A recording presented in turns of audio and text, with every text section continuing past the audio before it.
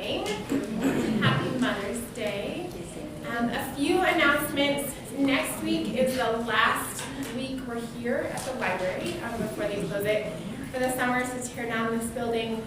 And then in the fall, we'll be back in the new building. So we'll keep you guys updated on timing for that. We have the summer schedule finalized. We're going to be sending that out at the end of this week or early next week to make sure that you guys are all prepared. So we have one more Sunday after this here, then we'll take a reset Sunday and then start that very first Sunday in June. And all of that information on where we'll be meeting and all of those things will be coming soon, so be on the lookout for that. And then for Mother's Day, we have a special little, they're called seedlings, and it's just a fun little Mother's Day gift for you. So I'm going to read. They're Western wildflower seeds. So a bunch of different wildflowers that are from like the Western area. So if you want more information, I can text this to you, but I'm just going to read it really quickly so you know exactly what to do. So you can either just go outside and throw them, and they should come up, or you can actually plant them. So if there's a spot in your yard that you would like them, you can put them just under the ground just a little bit, and then make sure, obviously, like everybody says in Colorado, don't plant till after Mother's Day, but make sure that it's warmer so that they will actually germinate and do what they're supposed to do. So if you want any more information on this, I can send you a text with all the information. But they're out in the basket, just a little something to say Happy Mother's Day. Thanks. Kids, you're dismissed. Come on, kids. Kids, go. We all know it's going to be louder in here. Dad's it's going to be awesome. Well, good morning, everybody. Good morning. I'm going to get a Kleenex, not because we'll need one at Easter, but just in case. Just in case. So good morning, I'm Beth, one of the leaders here at Pathmakers. I'm so glad that you're here this morning on this gorgeous rainy day. I really like rain, so it's a very happy day for me. But I did wake up thinking, I think there's a lot of very disappointed moms, because this is the day sometimes we trick our families into doing yard work. So maybe there'll be more naps and less breaking work. We'll have to see, huh? So we're going to talk about one of my favorite words. It's really good. But God's been kind of putting this message on my heart for a long time, about 6 months. And it's a word that some of us bristle when we hear it. Some of us stand at attention, just kind of depends on our background, a lot of times our gender, whether or not we have dogs or children. But it's the word obedience. Obedience means a lot of different things to a lot of different people. And we're going to kind of break it apart, help it flower a little bit, blossom a little bit, so we don't have to bristle every time we hear it. When I was growing up, not that my parents were hard to obey, but I just didn't like that word. It was really hard for me, and there was some kind of a stigma about being a woman and having to obey. And so I really kind of wrestled with that. And when we were doing premarital counseling, and you're trying to decide what words you're going to say in your vows, the vows that we chose did not have the word obey in it. And I chose to put it in anyway.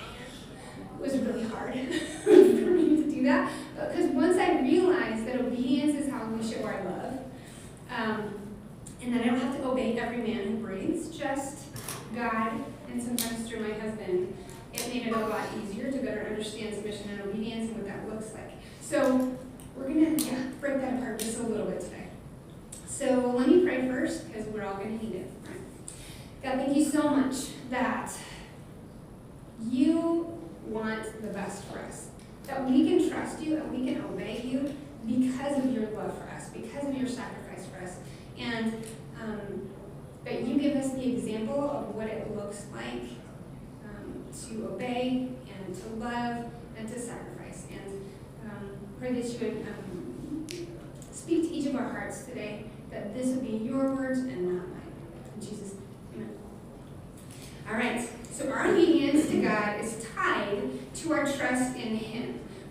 trust God, we can easily obey him. When my children were small and we walked through a parking lot, it was my rule, they knew the rule, that they had to hold my hand if I wasn't carrying them. Which is really funny because I was kind of scared to have 3 kids, to be honest with you, because I only had 2 hands. And it was like a major issue for me because I was like, how am I going to get through a parking lot? Because it was, I don't know, I'm an only child, I've not seen it. And so I didn't realize that when I had my third, my first would be 7 and would have already learned the lesson to stay right next to mommy. Does that make sense? So it was really a kind of a fear thing for me. But they experienced quick and painful discipline if they tried to run ahead of me in a parking lot or across the street because I knew they were in danger. They didn't know they were in danger, but I knew they were in danger. And we learned about how to help our children during danger and defiant situations through spanking. And it really helped them learn really quick. I don't want to mess with that. And then, eventually, they learned the lesson that they had to be holding my hand, hanging onto my clothes, the shopping cart, whatever, so that they didn't have to worry about that consequence. But then they also learned when they saw the cars themselves. So, mommy and daddy are really a lot taller than small little people. We see cars faster, and so they learned to trust that, and then they would see the cars themselves and go, oh, that's why I can't just run out. They figured that out. If they waited to obey me, they could have gotten seriously hurt or worse. So a phrase that we learned early on that we taught our children when they were young to help them better understand obedience is delayed obedience is disobedience. Say that again. Delayed obedience is disobedience. Most rules and expectations exist for our protection. God gives us standards in his word that protect us in so many ways. We follow those standards and expectations out of respect for God as our ultimate authority, but also as a practical way to show him that we love him back. So in John 14:15-26, we're going to read that together. We're going to learn a little bit about that. Jesus says, "If you love me, obey my commandments. And I will ask the Father, and he will give you another advocate who will never leave you. He is the Holy Spirit who leads in all truth. The world cannot receive him because it isn't looking for him and doesn't recognize him. But you know him because he lives with you now and later will be in you. No, I will not abandon you as orphans. I will come to you. Soon the world will no longer see me, but you will see me. Since I live, you also will live. When I am raised to life again, you will know that I am in my Father and you are in me, and I am in you. Those who accept my commandments and obey them are the ones who love me. And because they love me, my Father will love them, and I will love them and reveal myself to each of them." Judas, not Judas Iscariot, but the other disciple of that name, said to him, "Lord, why are you going to reveal yourself only to us and not to the world at large?" Jesus replied, "All who love me will do what I say. My Father will love them, and we will come and make our home with each of them. Anyone who doesn't love me will not obey me. And remember, my words are not my own. What I am telling you is from the Father who sent me. I am telling you these things now while I am still with you. But when the Father sends the advocate as my representative, that is the Holy Spirit, he will teach you everything and will remind you of everything I have told you." Okay, they totally understood everything Jesus just said, right? Now, because Jesus could see the car.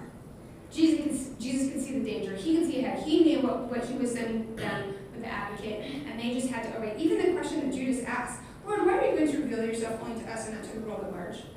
It's kind of a little off topic. Like, it was showing that they didn't fully understand what Jesus was saying yet, but they would. So Jesus makes it clear that when we love him, we must show our love through our obedience. When we choose not to obey Jesus, there are consequences for us and for our relationship with him and for others. We always have the choice to show him our love through our obedience or to disobey him. God didn't make us robots. We get that option. He's not going to force us to obey him, force us to do exactly what he's asking us to do, because he loves us. Sometimes God gives us specific instructions that we must discern through his word and with the help of his Holy Spirit. Good thing that the advocate really came, right? How we are to obey his instructions. So I'm going to share a couple of testimonies, at least maybe one more, we'll see, of times when God's made something really clear to me and my response, and whether I obeyed and then what happened and who was affected by that. So last fall break, at the beginning of fall break, my kids have been a little bit sick, but somehow, this never happens as a mom, I skirted it and I didn't get sick. And then right before fall break started, I started getting symptoms, like really small, like sniffling, little bit of stuffiness, really not that big of a deal. And kind of the symptoms that you get as a mom where you go, I'm just gonna push through this so that everything else can keep running. You know that. But it was interesting because we had a ton of things planned. Joe and one of our kids had a special overnight plan for us that none of us actually knew all about besides the two of them. We had youth group stuff going on, we had church stuff going on, we had a lot of things happening. And I was like, I'm just gonna be fine. If I just take some emergency and drink a lot of water, I should be just fine, right? And a really cool opportunity came up for Anna and me, and we were gonna be outside, even though it was a little bit cold, but beautiful. And I was like, this is a super special time, I wanna make sure we do this together. But I kept feeling that, like, that check in my spirit, as some people would say, that I shouldn't be doing it, that I really should just be in bed. I was sick enough that I was starting to cough a little bit, and I should have just been in bed, but instead we did this amazing, it's like, we'll never forget this amazing concert outside.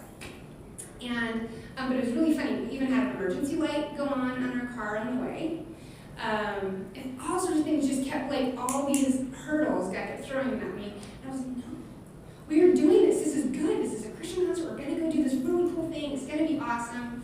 And then we were outside until like 11 at night, really cold, and it was so fun. Like, one of the best memories ever. However, we could have had that memory another time. And the next morning, we got home and I was sick. I'm talking really sick, knocked on my butt sick. I was like, okay, if I just sleep right now, it'll be fine, and we'll get through this in time. And now let me tell you how I know this is actually a disobedience from God.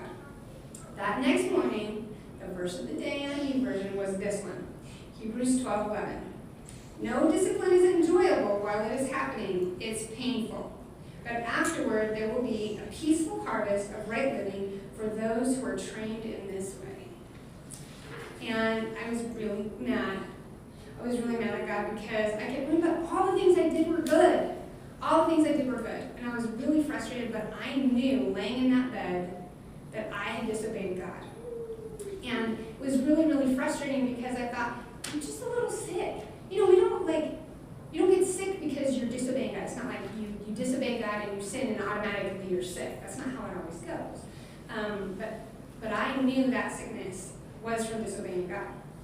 And I didn't just get over the sickness really fast. It was the entire week. I got at least 2 of the other people in our family sick. We had to cancel the trip, had to cancel the youth group stuff, didn't get to go to church, had to stay home with one of my sick kids because I had gotten them sick. It was not good. And this is such a minor thing in the grand scheme of the world, right? All the other different sins I have sinned in my life, greater and bigger and all that stuff. But it was such a really important lesson for me to learn because it was an arrogance lesson. I thought that I was strong enough to just deal with it. I thought that I could just say, okay, God, you forgive me for everything else. Let's just do this together. Let's just get through this and everything will be great. And God kept saying, will you please trust me? Please trust me. I have better for you. I have greater for you. And it ended up being a really good time of humbling because a lot of you guys already know the story. I've already shared it with a lot of people here because I feel like God wanted me to let people know that we can trust him even in that. That we can, when we obey him, he's got best for us instead of just good. And I also had this other lesson that I've been learning through that circumstance. I was sitting and talking with my sweet mentor. She's 78 and wonderful. And I said, I feel like I have the one more thing disease. Like if I could just do that one more thing, then I can get this all done and I'll feel better when I get back. And that one more thing disease always makes me 5 minutes late. I don't know about you guys, if you have that thing. If I could just get this one more dish done, if I could just get this one more paragraph, one more sentence, one more whatever. And I feel like he kept saying, stop. You have to rest. Your body can't do this. I have better things for you than even the good things that I have for you. And you have to trust me.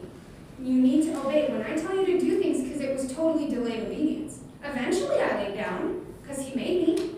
Like I couldn't. I was so sick. I was so sick. And it was really frustrating. It was a very discouraging time. But one of the things that was the hardest for me was I always say that I have the heart of a homeschool mom, even though I know my kids need to go to public school to be missionaries there. But it's really hard for me when my kids are home on break and I don't get to be with them. And that's exactly what happened. I was in bed all week long, and my whole family was just spread over the whole house. We didn't even really spend any time together because of the decision that I made. So totally unnecessary consequences on my whole family and on our church that you guys probably didn't even know about. And in my relationship with God. So I spent a lot of that time in bed praying, confessing, going through all the different things in my life. And it's what I needed. But man, it would have been really nice if I would have taken the 1 or 2 days at the beginning when I just was sick and just dealt with it and obeyed him, and it wouldn't have had these trickling consequences. And it was really selfish. It was really selfish. It was a hard thing to kind of have to face in the mirror. Recently, I can tell you now because I was really nervous about talking about this today. But on Friday, I started getting the sniffles again because 2 of my kids had very long-lasting, like month-long colds and sinus infections and that kind of stuff. Somebody's totally calling me, it's God. Okay. And it was really funny because I had one of those, like, not PTSD because it wasn't trauma, but one of those things like, oh no, I have to do this right now. I need to lay down right now immediately. And it was one of those days I had flexibility. Joe was home, he could take care of kid stuff, and I literally just went to bed because I was like, we do not need this. It is the end of school. My kids have time stuff coming up. And it's funny, I had already written the other object lesson illustration, and I was like, oh, this would be really cool if it worked out. So, and I really did take 2 days and just, I did it. I obeyed God, and I knew it was him saying to me, stop. Are you listening? Did you learn this lesson? Because I tell you what, I don't want to keep learning this lesson. It's not fun. It's super uncomfortable, and it's miserable for my family. So I laid low. I even canceled some things I was planning on doing. I had a lot of work to get done. But I was like, God, you know that I have a lot of work to get done. It's the work you've given me. I have to trust you with it. And so I did. My poor boys were like shaggy, haircut, dog, cute people. I was supposed to cut their hair last week, and I was like, I love you, but we'll do next week. We'll get it taken care of later. And I just stopped. In just a few days, I'm talking like even 3 days, I was feeling better already. It was really cool. Now that doesn't always happen. Sometimes you lay low and you do what you're supposed to do and you get worse, like you still get sicker. But, so it's not like this is the cure-all or anything like that, but I knew this was the lesson that God was teaching me, specifically obedience. Listening to my body and God's promptings to rest paid off. It's still an obedience issue, and I'm sure I'll get more tests, but this week, I'm here, and I'm not even coughing at you or anything. It's awesome. So cool. So I do want to tell you another story that some of you will remember, and some of you, this is the first time hearing, that was a big obedience issue for me that was kind of scary. So it is about 18 years ago now, which is crazy. I was doing full-time ministry and youth ministry, and I felt God leading me to take some of my students on an international mission trip. We'd kind of been building up to it. We'd taken smaller mission trips, and it was time to kind of take them someplace that would kind of shake stuff up for them in their faith. I was really afraid to do it because I had been struggling with irritable bowel syndrome, like severely, for about 18 months. Like, the toilet was my best friend. I was miserable, really, really sick. And there was about 8 food groups that the doctor said, you have to get rid of all of these. You cannot eat. And it's weird. It's like lettuce. Like, I couldn't eat lettuce. Okay, let's see if I can remember it. It's a long time ago. Lettuce, caffeine, that wasn't so hard. Alcohol, not hard. Red meat, and anything acidic, so tomato, citrus, anything like that. Yeah, I can't get it all. But there was a whole bunch of them, so 8 things. And so I was basically just eating bread. I mean, it was like the only thing I could eat was like gluten that everybody else couldn't eat. And pasta and angel food cake. I was eating a lot of angel food cake and stuff. And I was okay, but I was kind of maintaining. Like, so being a full-time youth pastor, so I would go to the bathroom right before youth group, and then hurry up and do youth group, and kind of like this, kind of do youth group. Okay, how am I gonna make it through or not? And then run to the bathroom, and then come back and try to, that's kind of the way I was living. And so thinking about taking my kids on an international mission trip was terrifying. Because I thought, okay, so I know I'm going to have Doug, who was my awesome volunteer, and I'm hoping to have some other people with me, but can they lead it out? I don't really know. So I decided that we should go to Saskatchewan. Okay? I decided Canada would be a great place for us to go because there's toilets there, they speak English, it's not too far from home. Like, that's kind of, and so then some students and I did a lot of research to look like where ministry, I'm sorry, it was so random. That's where we should go. And we had a little trip kind of coming together, but we were kind of fighting it. You know that thing where it's not really falling together because it doesn't really make sense because it's not from God. But there's that. So I kept trying, and finally I was like, okay, God, where do you want us to go? So then I called a friend of mine who worked at Missions Door, and I said, where do you need people? And he went to our church. I said, we really need help in the Dominican Republic. And I was like, it's really far away, and they have spicy food. I was like, okay, God. I said, so here's the deal, God. I will obey you, but you gotta heal me at least for the trip. Like, I cannot be on a toilet the entire time. So I'm trusting him with this. We went forward with it. The training was awesome. There's so many details of that whole mission trip that God just did amazing miracle things. But I was really sick. Not only that, I had also been told that I was not going to be able to have babies. So, and I had been wanting to be a mama since I was 5 years old. So it was a really, really hard time. I had found out just before that. They said, you probably have endometriosis, you're not going to have kids. You just kind of need to deal with that. Part of the IBS stuff was like all linked into all that stuff. It's just a really hard time. I was like, okay, well, I've got to trust God with all of this. I don't know what he wants for us. We were still pretty young. But I'm gonna do this. So we ended up taking 12 students on this trip where they said that they had a real Spanish translator.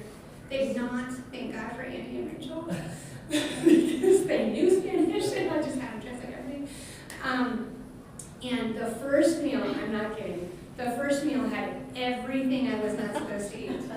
And it was McDonald's, so you think it would be like not a big deal, but it was like 6 of the 8 foods. It was, and they handed it all to me, and they're like, you just eat this. And I'm like, oh, Jesus, you gotta do this. It was a hamburger with ketchup on it, and caffeine, right away, like Coke. I'm like, you can't even give me lemonade would have been better, I guess. But everything that you get, I was not supposed to eat. I literally was like, when you eat something that you're afraid is gonna make you throw up, so you're kind of like gagging it down, sort of. And I'm sitting next to Doug, my volunteer, and I was like, okay, just so you know, I'm gonna have to go to the bathroom immediately. And he was like, okay. I'm not kidding. That was it. I have not struggled with IBS at all since then. I mean, I get normal, like when you eat greasy food responses, whatever like that, but God healed me on the spot. Because I said, yes. Now, does that always happen? Absolutely not. It does not always happen. Sometimes you feel like God wants you to do something and you still have to go through those situations and you have to spend the whole mission trip on the bathroom or whatever. All sorts of things happen. That's not always what happens. But in my life, I needed to trust him that much. Because I was trusting him with other people's children overseas. But I was worried about my little body. And he was telling me, obey me. Trust me, obey me. Then we got home and a week later got pregnant. So God did amazing things. I had people on that trip that I was talking to this cute little pastor's wife who was a doctor. And I don't even know how I was speaking with her, basically in Spanglish. I don't know how we did it. But I was explaining to her, she said, how can I pray for you? And I was like, I want babies. I really want to be a mom. I really badly want to be a mom. Will you please just pray? I don't know, God. I don't know if I'm supposed to adopt or foster or whatever. But I really have felt like this for her. And she just, crazy little lady, walked right over, put her hand on my womb. And she prayed just that God would fully heal me. I'm not kidding. A week later, we were pregnant. So cool. So again, that does not always happen. I have to put that caveat out there, but I needed to trust God that much. I needed to trust God that He would be able to heal me and not just everybody else. That He would want me to have the children that He had been, putting the seeds of in my mind my entire life. I had to trust Him with that. And it was hard, but it was pretty amazing. So, big question that I have to ask you is, what is something that God has called you to do, or called you to, that you're actually afraid to obey him in? What's your Dominican Republic? What's your laying in bed? Just lying in bed. What is it? Remember that delayed obedience is disobedience.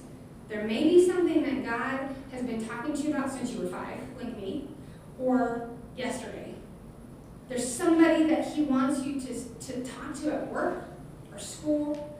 There's some conversation that you're supposed to have that's hard, even with another believer, somebody in your family. Maybe there's something big like an actual calling in your life that you have felt for a long time, that you are afraid of because you think you're not good enough. Okay, 3x5 cards are right next to you in your aisle on the floor with pens. We're going to take just a couple of minutes, and I want you to write the things down so you can look at it. As you write, I'll tell you there's a few things that have been kind of hard for me to obey. One of them was often, so God has kind of set this up every year. When I'm standing in the school and waiting for my kids to come out of school, he always gives me someone. There's always someone every year that I'm supposed to build a relationship with. I usually know that person by them being a mom, not a dad, and them having a kid that's the same gender as the kid that is in that class. And I'm supposed to have a conversation. This year there was a mama that he gave me really early on, and I knew I was supposed to talk to her. Our 3 children know each other. She has 3, I have 3. They know each other. And I avoided having a conversation with that woman for 5 months. And that delayed disobedience thing was right there with me. So think about, what is it? What is that conversation? What is that calling? What is that? You know what it is. I can see it in your eyes. You're so funny. All of you guys, I can see it. What is that thing? Write it down. Give me just a minute.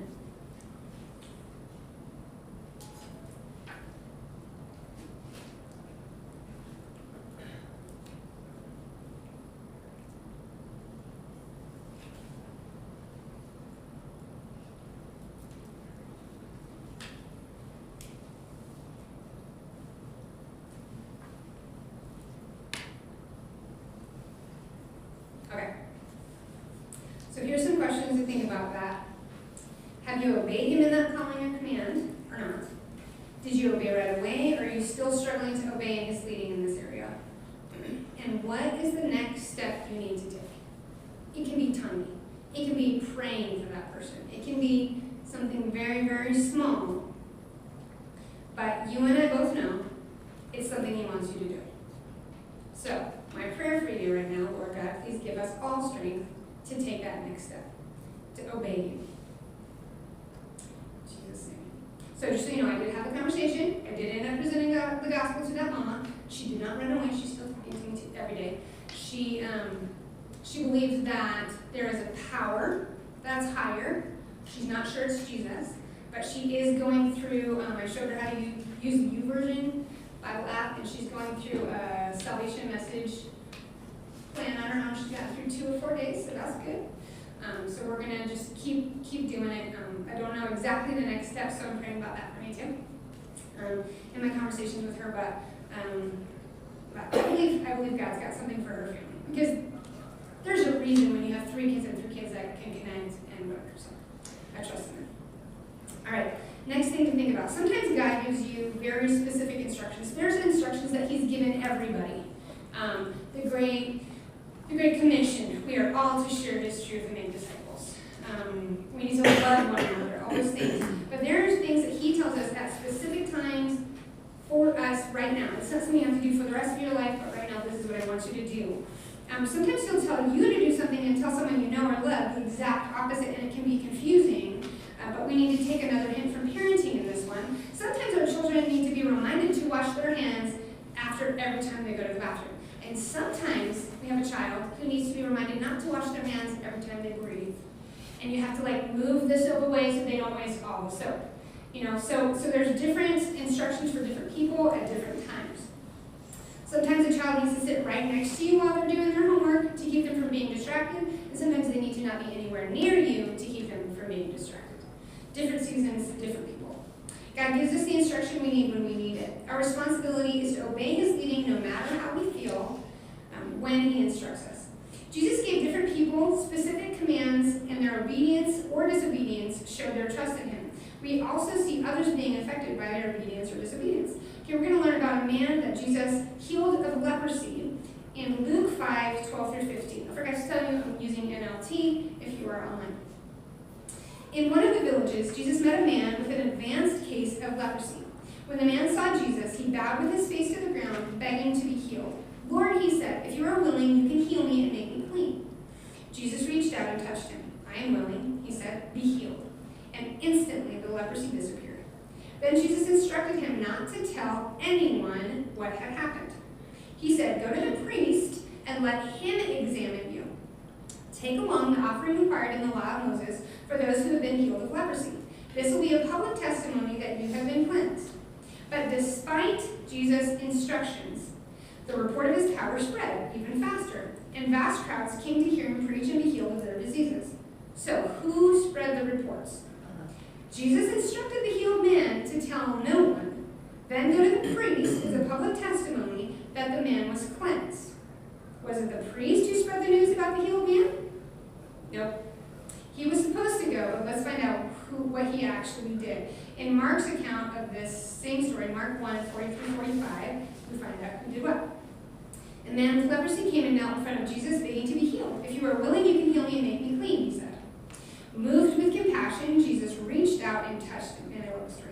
I am willing, he said, be healed. Instantly the leprosy disappeared and the man was healed. But Jesus sent him on his way with a stern warning. Don't tell anyone about this. Instead, go to the priest and let him examine you. Take along the offering required in the law of Moses for those who have been healed of leprosy. This will be a public testimony that you have been cleansed. But the man went and spread the word, proclaiming to everyone what had happened. As a result, large crowds soon surrounded Jesus, and he couldn't publicly enter a town anywhere. He had to stay out in secluded places, but people from everywhere kept coming to him. Here we find out that it was the healed man who spread the news and went against Jesus stern. Seriously, I do not want a stern warning from Jesus. Right, a stern warning. Okay, we need to put this in a little bit of perspective. This man had an advanced case of leprosy, which means he had it a long time. Right? So he was really excited, and he was healed immediately. Of course he wanted to go tell people. Of course he did, but he didn't trust Jesus. Jesus gave him a stern warning to go tell the priest, for the priest to make it public. My question in that is, what did Jesus want for that priest? That priest never got what Jesus had intended for him because the healed man disobeyed Jesus. We don't know. We don't know what Jesus wanted because the healed man's disobedience affected what Jesus wanted for him. Who else did that man's disobedience affect? Jesus.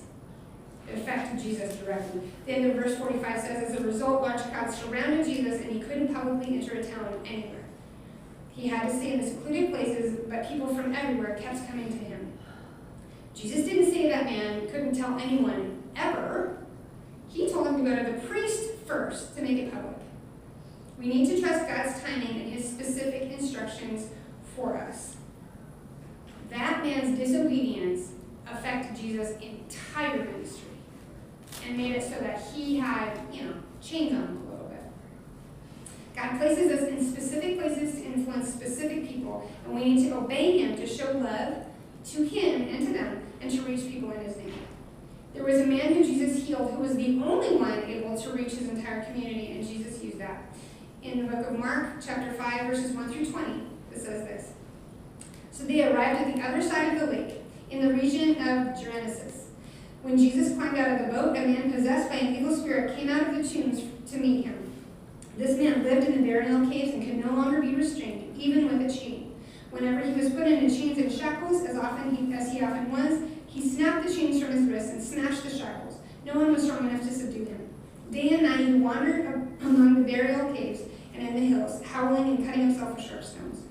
When Jesus was still some distance away, the man saw him, ran to meet him, and bowed low before him. With a shriek, he screamed, "Why are you interfering with me, Jesus, Son of the Most High God? In the name of God, I beg you, don't torture me."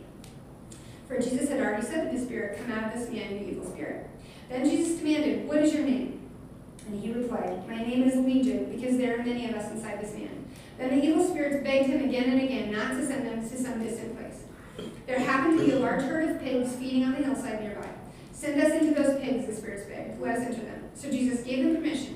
The evil spirits came out of the man and entered the pigs, and the entire herd of about 2,000 pigs plunged down into the deep hillside into the lake and drowned in the water. The herdsmen fled to the nearby town and the surrounding countryside, spreading the news as they ran. People rushed out to see what had happened.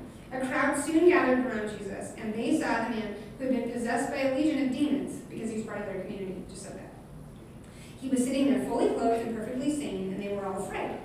Then those who had seen what happened told the others about the demon-possessed man and the pigs, and the crowd began pleading with Jesus to go away and leave them alone.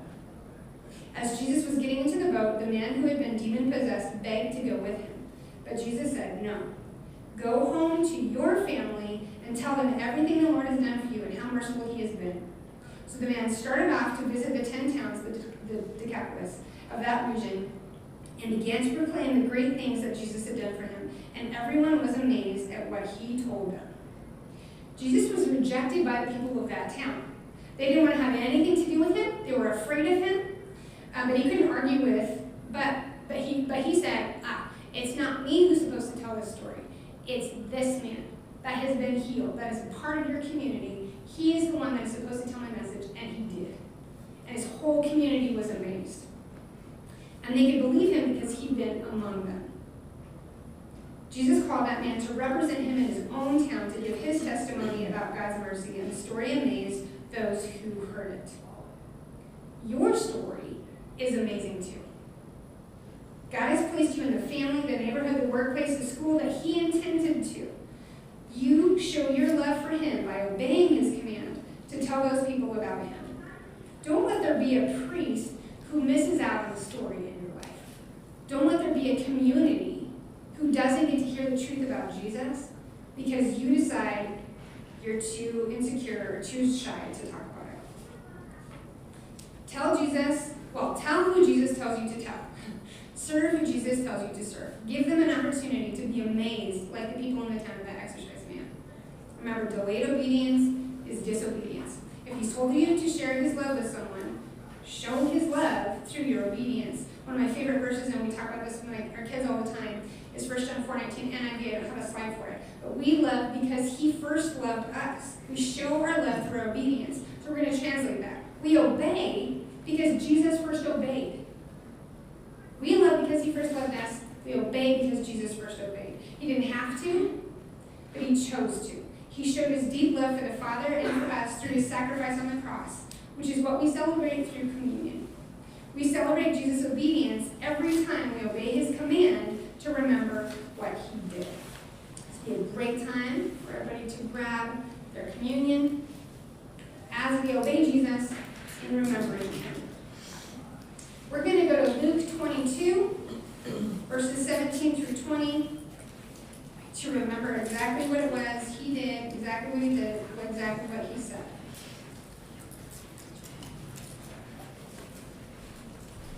Awesome. Thank you, guys. Then he took a cup of wine and gave thanks to God for it. When he said, "Take this and share this among yourselves, for I will not drink wine again until the kingdom of God is come." He took some bread and gave thanks to God for it. Then he broke it in pieces and gave it to his disciples, saying, "This is my body, which is given for you. Do this in remembrance of me."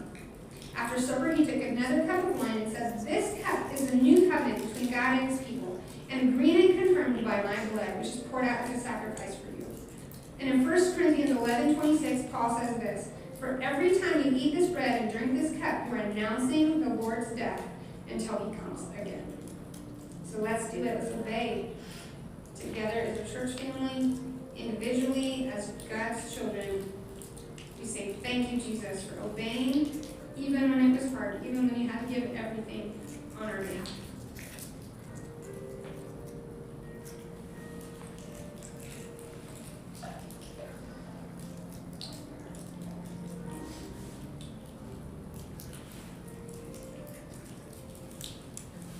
I'm so thankful that he obeyed to show me how to do it. I'm so thankful that he sacrificed everything to show me how to just live my life, how to say yes. Let's pray.